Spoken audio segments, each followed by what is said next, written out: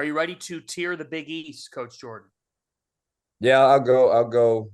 I, this is not what we do, right? I hate it, you don't know, but based on where people where everybody is right now, I think Connecticut's separated themselves from the league, similar to Yeah. what Villanova's done in past years. It was kind of everybody was trying to catch Villanova. Everybody's trying to catch Connecticut, and I know we thought Creighton on the way in based on returners and things, but I think Connecticut and Xavier, Marquette, Creighton are kind of in. They're the top group, with Connecticut being a step above the others at this point. Just you look at them offensively, defensively, it's hard to pick a major flaw. And then I think Creighton's right there. They're figuring something out right now, and I don't know exactly what. And I know Coach McDermott is one of the best I've seen or competed against and been around. Kalkbrenner not being available is a big piece, right? You need him because a lot surrounds what they do. But I think Connecticut, you talk about winning the league, Creighton could do that for sure, as they get themselves back on track. And then Xavier and Marquette have had good non-conference. Marquette's been really impressive in the non-conference, and they had a lot of new faces, new way to play 5 out with Oso Ighodaro, playing 5 out. Cam Jones stepping into a new role as being a leading face of the program, with Justin Lewis going to the NBA. They had some things to figure out, but I love, like Gio said, it fits Shaka. That team fits Shaka Smart in the way he wants to play.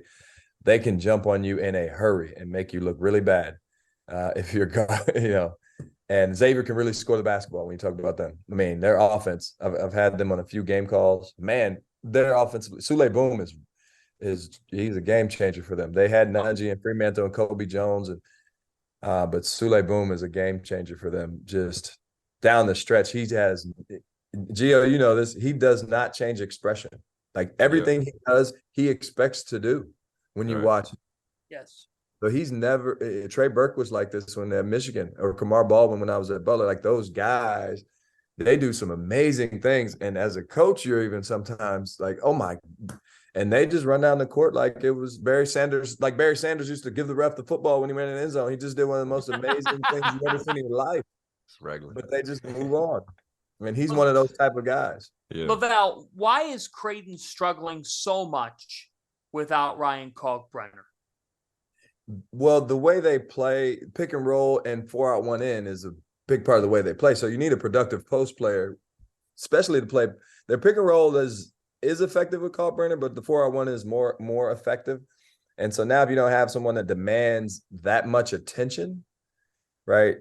Because the goal is to get people in closeouts and play club, whether it's through pick and roll, whether it's 4-round-1, you draw a double team, and you have Kalkbrenner reading the double team, similar to Zach Edey or Adoma Snogo, all these good big guys that are in college basketball today, or the pick and roll. Well, if you don't have him as a lob threat at the rim in the pick and roll, Gio, now your tags change. You can shorten your tags. You're now just worried. And they're not shooting.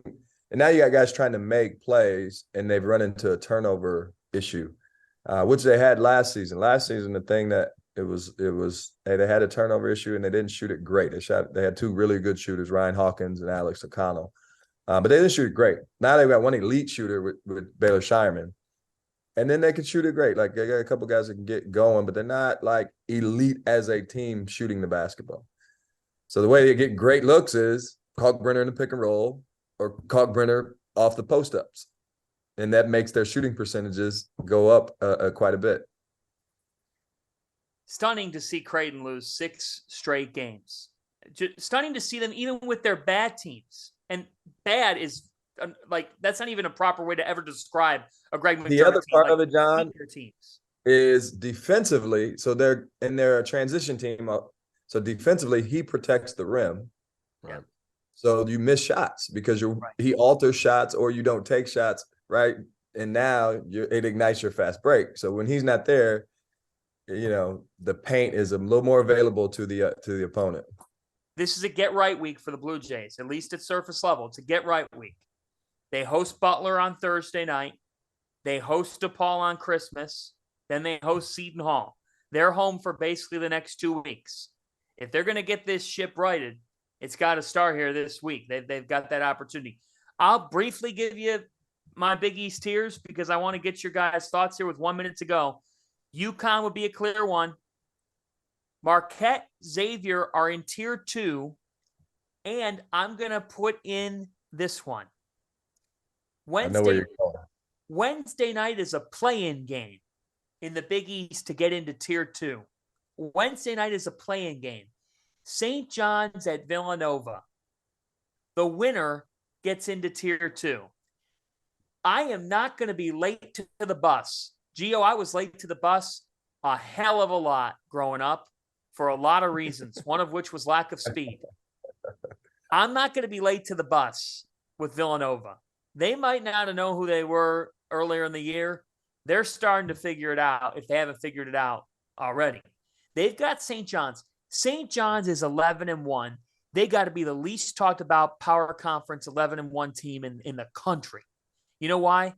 They really don't have a win that makes you say, wow. St. John's, prove it. Wednesday night, you go to the Finneran Pavilion. That's your chance. That's your chance right there. That's the playing game in tier 2. Then a whole bunch of teams in tier 3 and Georgetown DePaul are in tier 4. Cam Whitmore is playing now. John, he's Gio, have you seen him? Whew. I haven't seen him yet. I mean, my goodness. Watch him. The 2-5 Villanova that we all saw to start the year when he wasn't playing is not the Villanova that you're watching on Wednesday night. 6:30 Eastern time, Wednesday night. I'm telling you, St. John's, if you're going to break through this year, you show something on Wednesday because you've got the talent. You've got the talent. Villanova's on the other side. And if Villanova can win, that'd be 5 in a row.